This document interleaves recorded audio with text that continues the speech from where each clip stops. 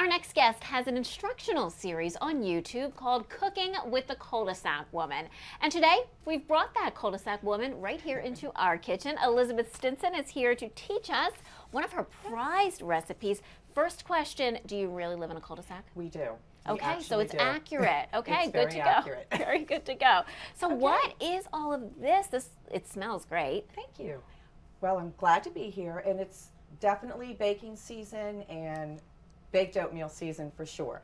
So, baked oatmeal. Do you know I've never had baked oatmeal? Well, today you're going to have Today three different kinds. Fabulous. Okay. We start off with our dry ingredients, to which we add our liquid ingredients. Okay.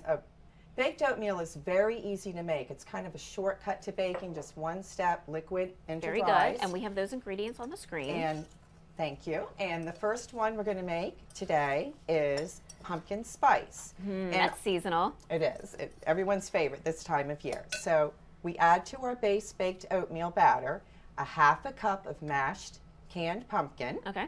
And 2 teaspoons of ground allspice, which is a great holiday baking spice. And you just... It changed the smell immediately when you put that in there. It has great impact. It's cinnamon, clove, nutmeg-like. So you can just use one spice, and it smells wonderful baking in your oven. So you just stir that together, and I like to use a large fork because it kind of keeps the oats fluffed and a good way to coat them. Yes. We'll just scoop out a few so I can, or one. I'll just scoop out one so I can tell you about the topping. And now, as you're doing that, I want to ask, you're putting them into like muffin pans, muffin tin. Do you have to do that? Can you put them in a big pan? You can bake them in an 8x8 baking pan, and then just cut them into squares. Okay. Or you can make it a more grab and go like this in a muffin form. And for the pumpkin spice, yes, they all have a yummy topping. It's 2 tablespoons of your dry oatmeal, 1/4 cup each of chopped pecan, and chopped dried cranberry. And just sprinkle some on each one. Yes. Pat it down a little bit into your batter, 350 degrees Fahrenheit at 30 minutes, and it does make 1 dozen. What's so neat is you started kind of the basic, the recipe, the dry and the wet ingredients, added the pumpkin and the allspice, so you can then do that for other recipes. The possibilities are endless. Next, we can do same base. This is a great way to cook. Have a base and add various things to it. Okay. I like to call this my banana bread baked oatmeal. My husband would like that very much. We'll save these for him.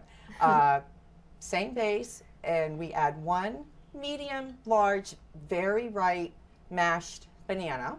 Just 1, that's all it takes. Just 1. Perfect. Because you make sure it's very ripe, and that you'll get a lot of flavor from that.